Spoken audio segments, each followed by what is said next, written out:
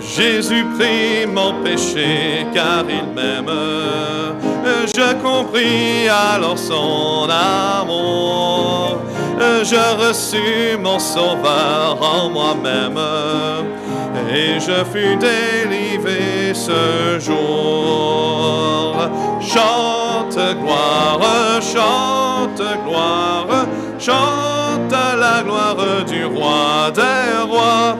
Chante gloire, chante gloire, chante à Jésus notre roi. Amen. Restez debout et tournez à la page 336. 336, oui.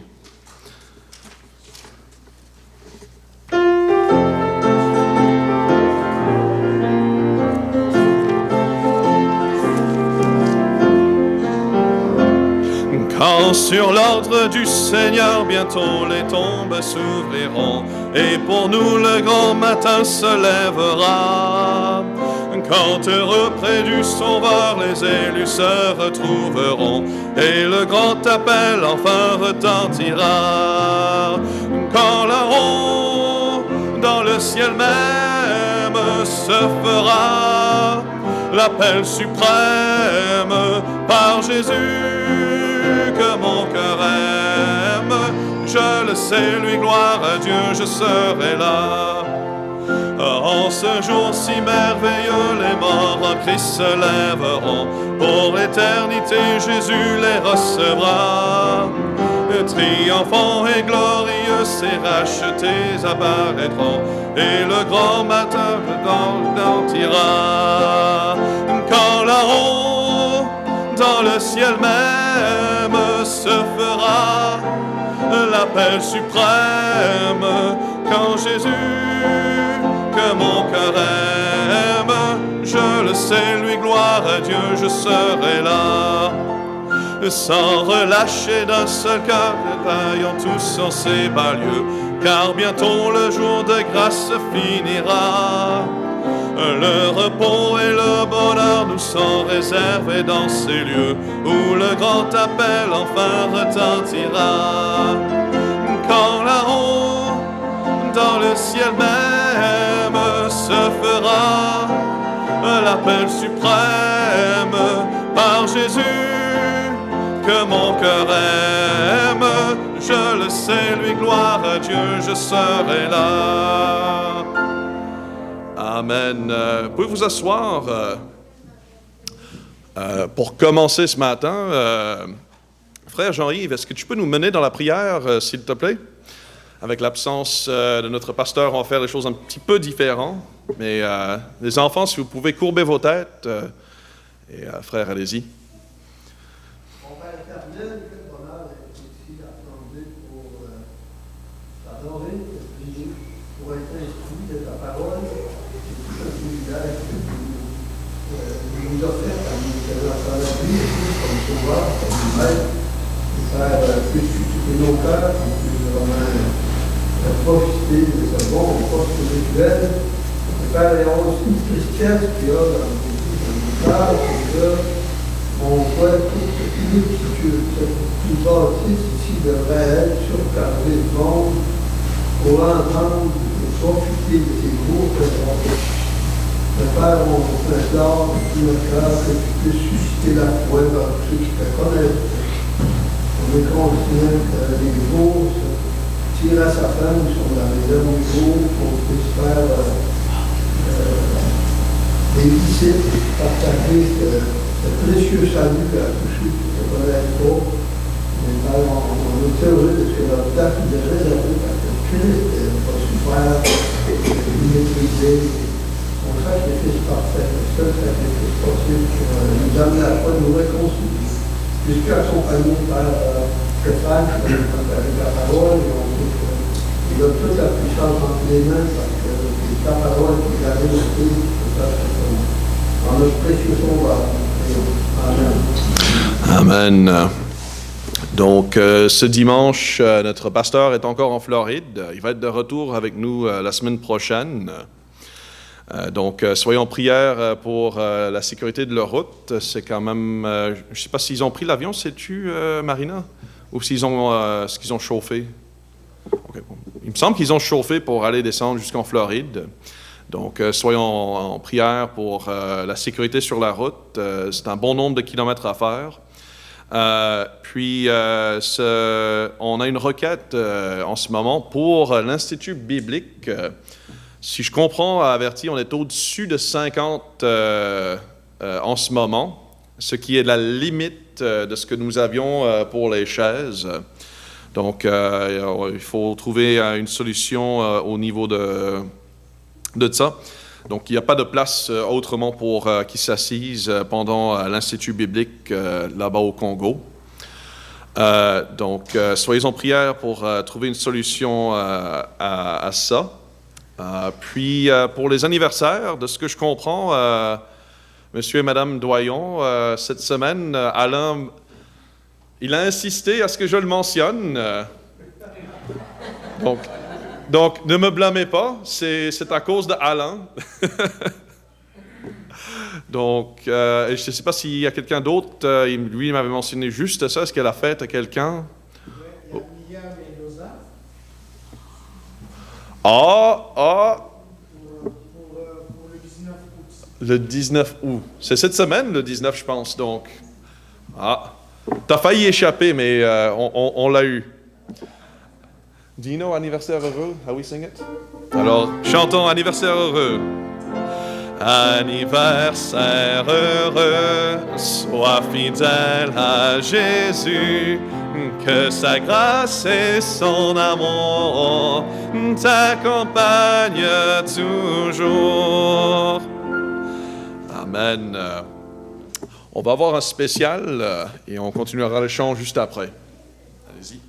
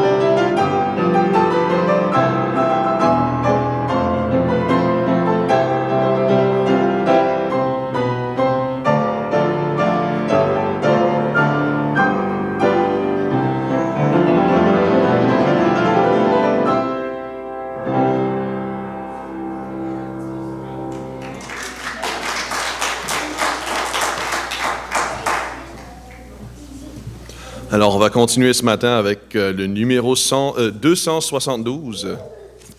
Vous l'enlevez pour chanter le 272. comme un fleuve immense et la paix de Dieu. Parfaite est l'avance, vainqueur en tout lieu. Parfaite elle augmente, constamment son cours. Parfaite sa pente, s'abaisse toujours. Fondée sur Dieu même, nos cœurs à jamais ont pour bien suprême sa parfaite paix. Sous ta main meurtrie se brise, ô mon roi, toute arme ennemie faite contre moi. Rien ne peut me nuire ni troubler mon cœur.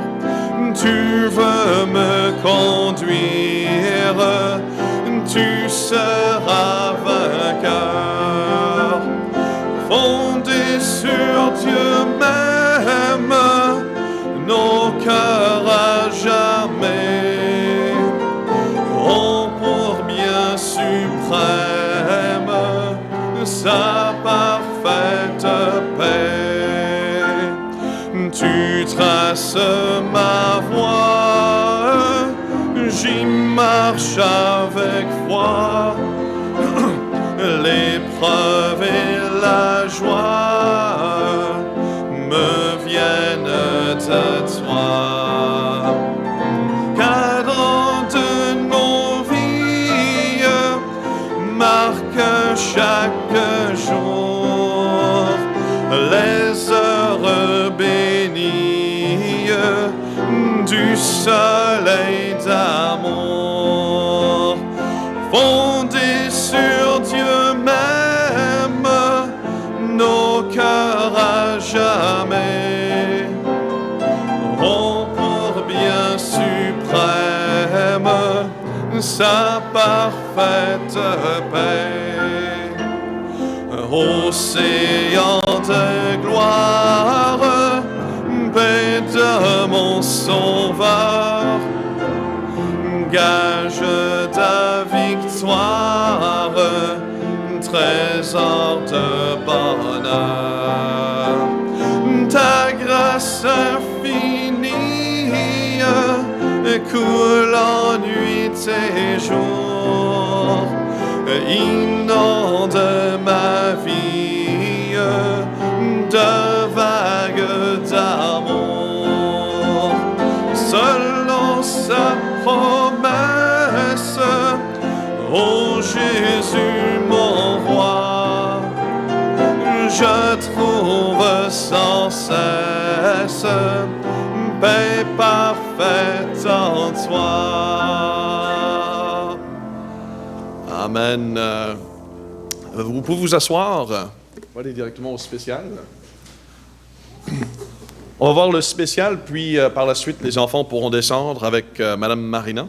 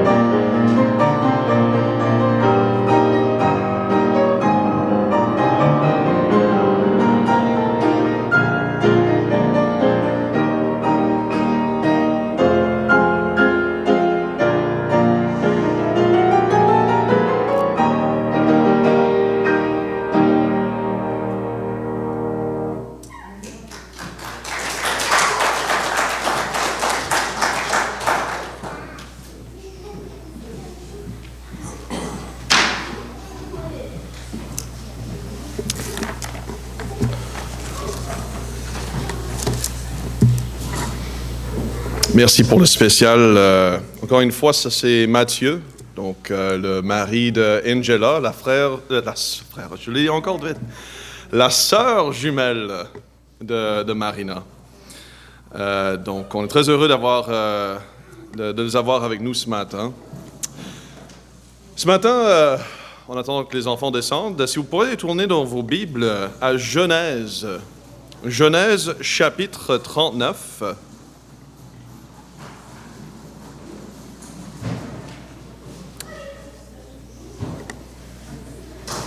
On va être au verset 20.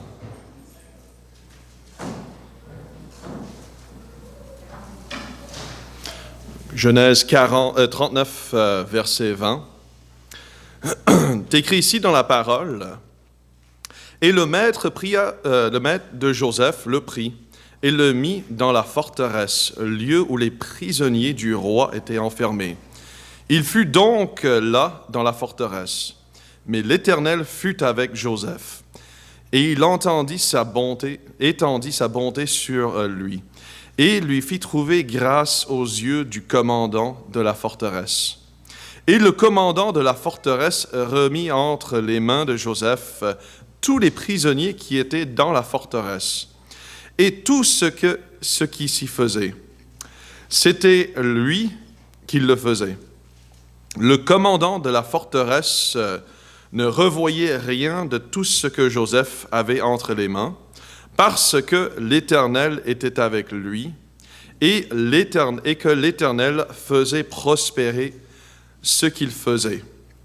Alors ce matin, le titre de ce que j'ai à vous apporter ce matin, c'est « Prospérer dans la souffrance ». Prospérer dans la souffrance. On va avoir pas mal de versets à lire ce matin, donc je vous demande d'avoir un petit peu de patience avec moi. Mais juste pour qu'on ne laisse personne en arrière, si vous ne savez pas l'histoire de Joseph, Joseph est le fils de Jacob, donc l'un des patriarches hébraïques, un de 13 frères, et justement c'était le frère que tout le monde était jaloux d'eux. Donc, il avait la faveur de son père et à un moment donné, ses frères se sont mis ensemble pour vendre Joseph en esclavage. Joseph, alors, est envoyé par des esclavagistes jusqu'en Égypte où il va être vendu au capitaine de la garde du roi, un homme qui s'appelait Potiphar.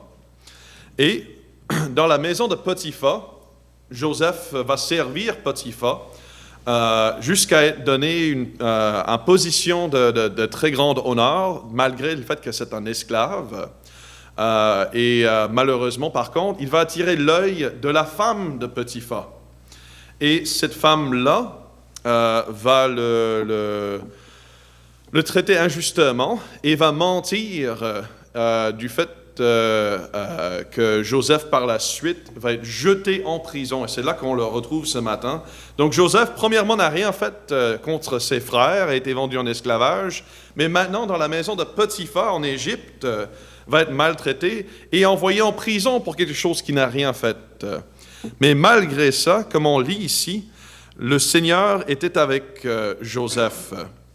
Je vais continuer maintenant au prochain chapitre, donc le chapitre 40.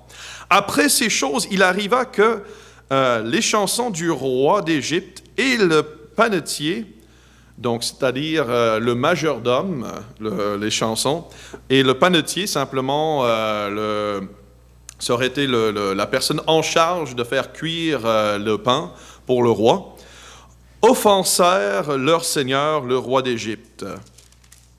Et Pharaon se mit en colère contre ces deux officiers, contre le grand échanson et le grand panetier. Et il les fit mettre en prison dans la maison du chef des gardes, dans la forteresse, lieu où Joseph était enfermé. Et le chef des gardes établit Joseph auprès d'eux, et il les servait. Donc, qu'est-ce qui se passe maintenant? C'est que ces deux hommes qui ont apparemment offensé le Pharaon ont été mis en prison, la même prison dont Joseph s'en occupe. Et Joseph, comme on a lu précédemment, est en charge de tout ce qui se passe dans la prison. Intéressant. Il est prisonnier, mais il est en charge des prisonniers. Mais Joseph est quelqu'un avec un grand cœur. Malgré son sort, il va s'occuper de tous les besoins de ces deux hommes. Donc je continue ici au verset 5 du chapitre 40. « Et tous les deux eurent un songe, chacun le sien, dans une même nuit, chacun un songe d'une signification particulière, tant les chansons que le panetier du roi qui était enfermé dans la forteresse. Et Joseph, venant vers eux le matin, les regarda, et voici, ils étaient tristes. » Donc, à faire attention, c'est que Joseph voit qu'ils sont tristes. On pourrait se dire, ils sont en prison, bien sûr qu'ils sont tristes. Mais Joseph était tellement sensible aux besoins des autres prisonniers qu'il sentait qu'il y avait quelque chose de plus dans ces hommes-là. Et il les interrogea au verset 7, ces officiers de Pharaon qui étaient avec lui en prison dans la maison de son maître et leur dit, « Pourquoi avez-vous un mauvais visage aujourd'hui ?» Et ils lui répondirent, « Nous avons fait un songe, et il n'y a personne qui l'interprète. » Et Joseph leur dit, « Les interprétations n'appartiennent-elles pas à Dieu ?» Point d'interrogation. « Racontez-moi vos songes, je vous prie. » Et le grand échanson raconta son songe à Joseph et lui dit, « Je songeais, et voici un cep était devant moi, et le cep avait 3 sarments. Or, il semblait qu'il poussait à sa fleur sortie, et ses grappes donnèrent des raisins mûrs. Et la coupe de Pharaon était dans ma main, et je pris les raisins, et je les pressai dans la coupe de Pharaon, et je mis la coupe dans la main de Pharaon. » Joseph lui dit ensuite, « Voici l'interprétation, les 3 sarments sont 3 jours. Et dans 3 jours, Pharaon lèvera la tête et te rétablira dans ta charge. Et tu mettras la coupe de Pharaon dans sa main, comme tu le faisais auparavant, lorsque tu étais son échanson. Mais souviens-toi de moi, quand tu seras heureux, et use de bonté envers moi, je te prie, fais mention de moi, Pharaon, et fais-moi sortir de cette prison. Car certainement j'ai été dérobé du pays des Hébreux, et ici non plus, je n'ai rien fait pour qu'on me mit dans cette fosse. Alors, comme j'ai dit, le titre qu'on va parler ce matin, c'est « Prospérer dans la souffrance ». Joseph avait de maintes raisons on pourrait dire de chialer, de se plaindre.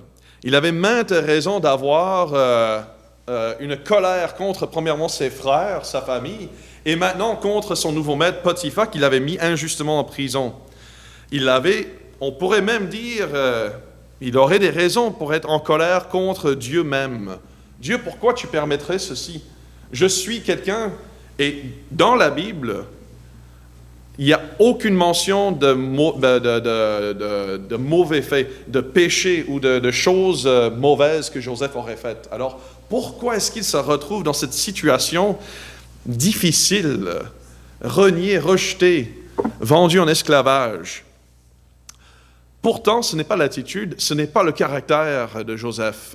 Joseph ne cherche pas à mettre le blâme sur quelqu'un. Non, il cherche à rendre gloire au Seigneur. Il cherche le bien-être des autres prisonniers, toujours en essayant d'être une bénédiction aux autres, alors qu'il est vraiment au plus bas qu'on pourrait être.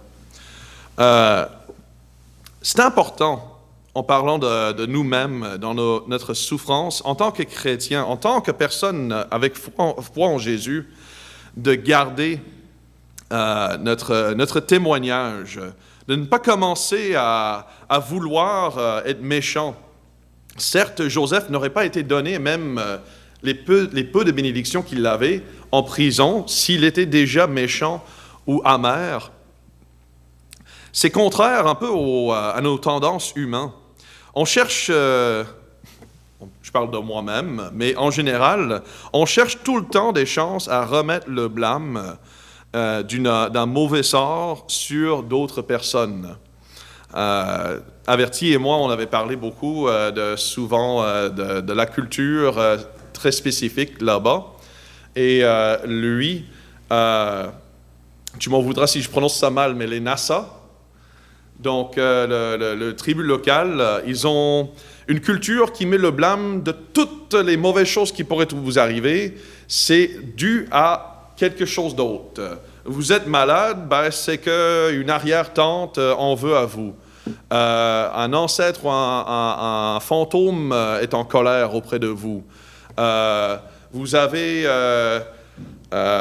reçu telle chose ou tel sort, ou vous avez la pauvreté, c'est parce que quelqu'un a jeté un sortilège sur vous.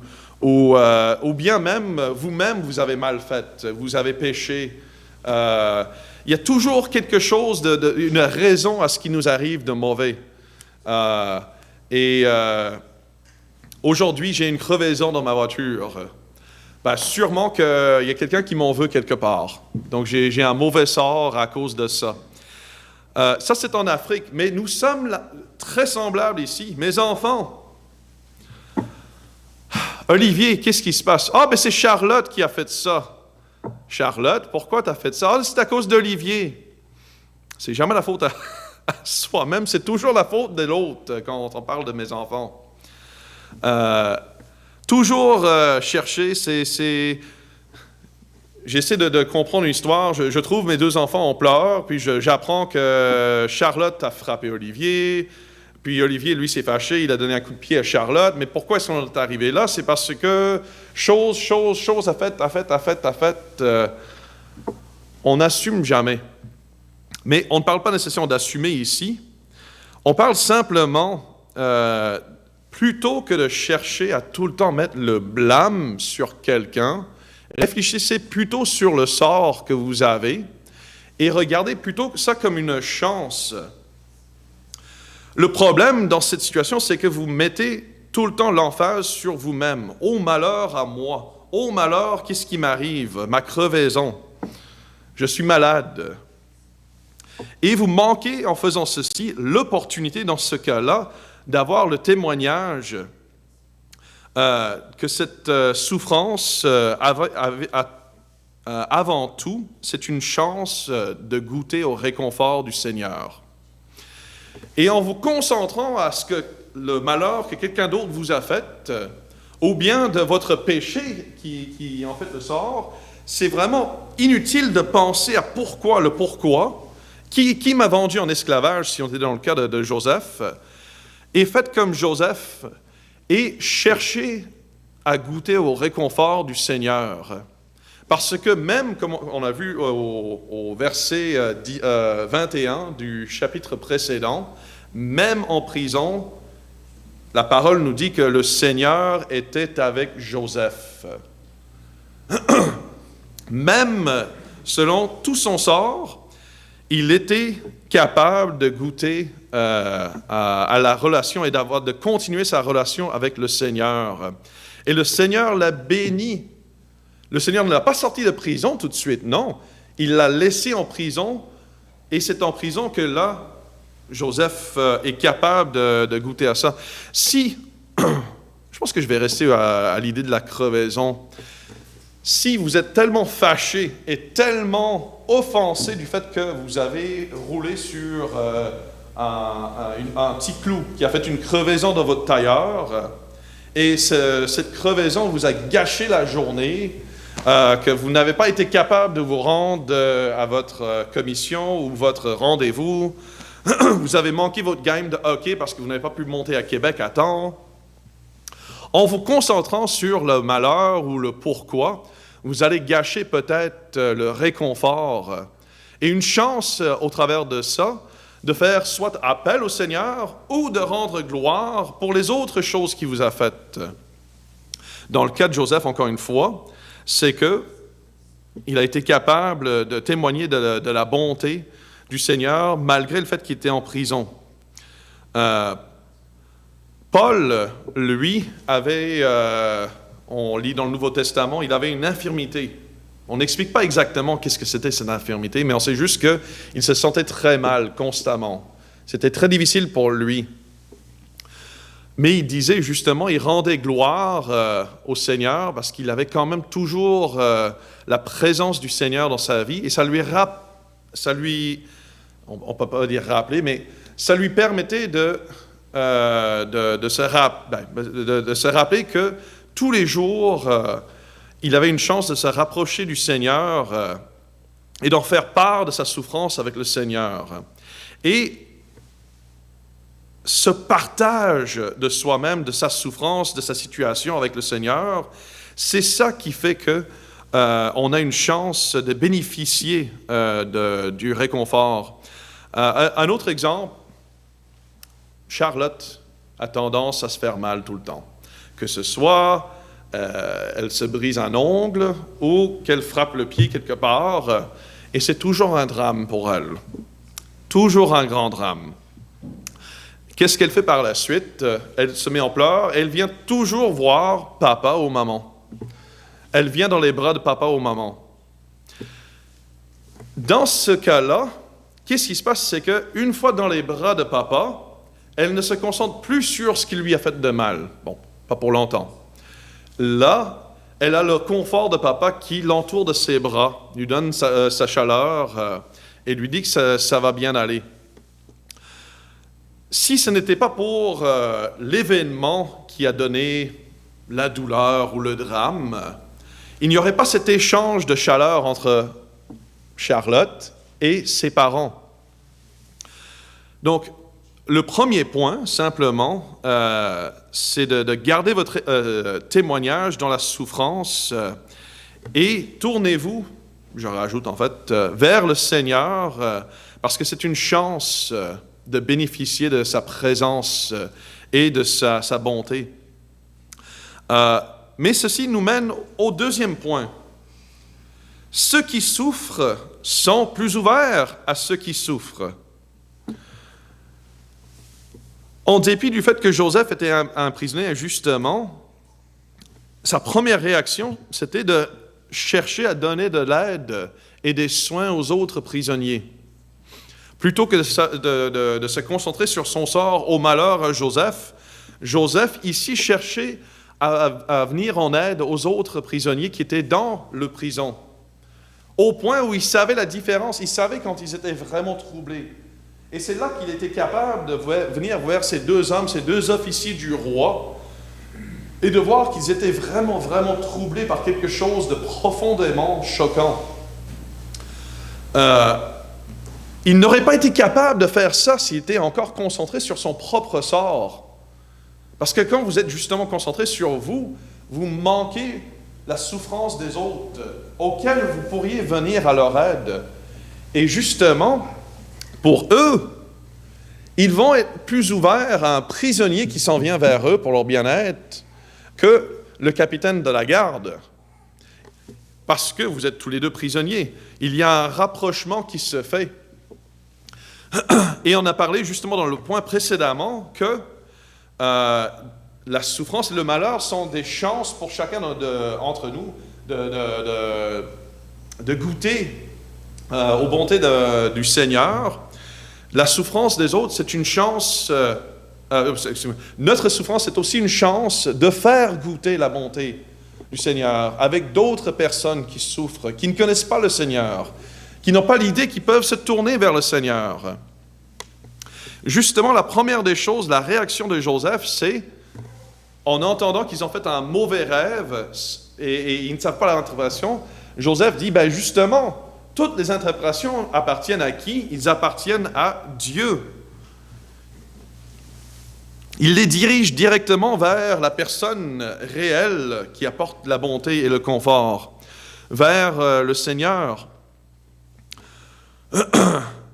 Joseph n'aurait pas été capable nécessairement de leur faire partir ou n'aurait pas été aussi efficace en apportant le confort si lui-même n'en avait pas subi ce malheur.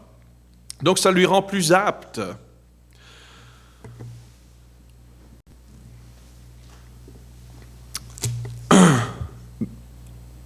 Dans le passage, on continue plus loin, je ne lirai pas les versets, mais éventuellement, les deux hommes, qu'est-ce qui arrive? Il y en a un, en fait, son rêve, c'est qu'il va être dans la présence de Pharaon dans 3 jours. L'autre, c'est l'inverse. Il lui dit, dans 3 jours, malheureusement, tu vas être mis à mort. Pourquoi? Ce qu'on comprend, c'est qu'il y avait eu un meurtre, en fait, dans le palais de Pharaon, et l'un des 2 hommes était coupable. Joseph a voulu donner confort pareil, qu'importe leur accusation, de quoi ils étaient accusés. Il ne pouvait pas changer malheureusement le sort du vrai meurtrier. On comprend que c'est probablement le panetier qui était le vrai meurtrier, c'est lui qui était vraiment coupable, et c'est lui dans 3 jours qui sera mis à mort. Mais il va avoir quand même la chance, même étant meurtrier, de se tourner vers le Seigneur. Il va quand même entendre de Joseph le témoignage de la bonté de Dieu et avoir une chance, lui, en retour, de se tourner vers le Seigneur.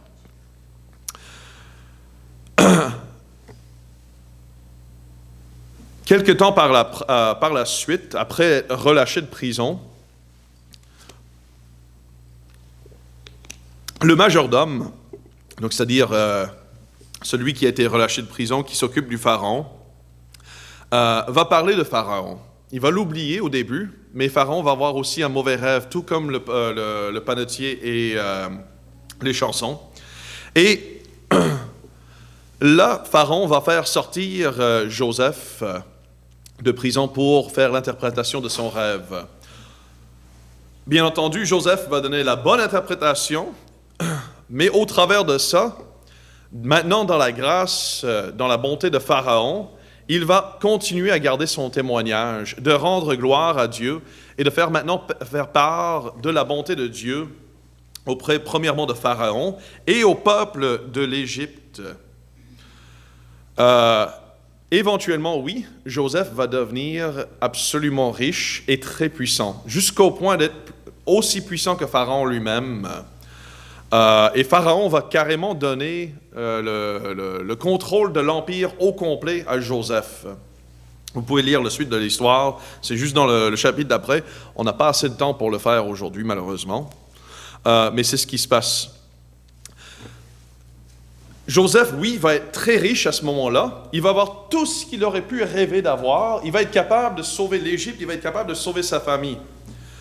Mais je vous propose ce matin que la richesse n'a rien à voir avec sa prospérité. La richesse qu'il va avoir après le prison n'est pas la vraie prospérité de Joseph. La prospérité en tant que telle pour Joseph, il l'a toujours eue, c'est sa relation intime avec le Seigneur. C'est la relation qu'il a avec Dieu. La familiarité avec le Seigneur, le fait de savoir que qu'importe ce qui lui arrive, il peut en parler avec le Seigneur, et le Dieu de toute la création écoute Joseph. Alors que Joseph est au fond d'une prison, sa vraie prospérité ne vient pas de sa situation ou de son sort ou de sa richesse. Sa prospérité, c'est sa foi et sa relation avec le Seigneur. Et ça ne change pas qu'il soit en prison ou qu'il soit à côté du roi d'Égypte.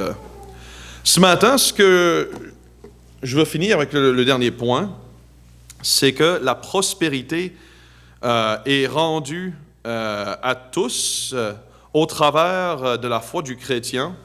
Et la prospérité du chrétien ne vient pas de votre sort dans la vie, ne vient pas du fait que vous êtes au Canada ou en Afrique.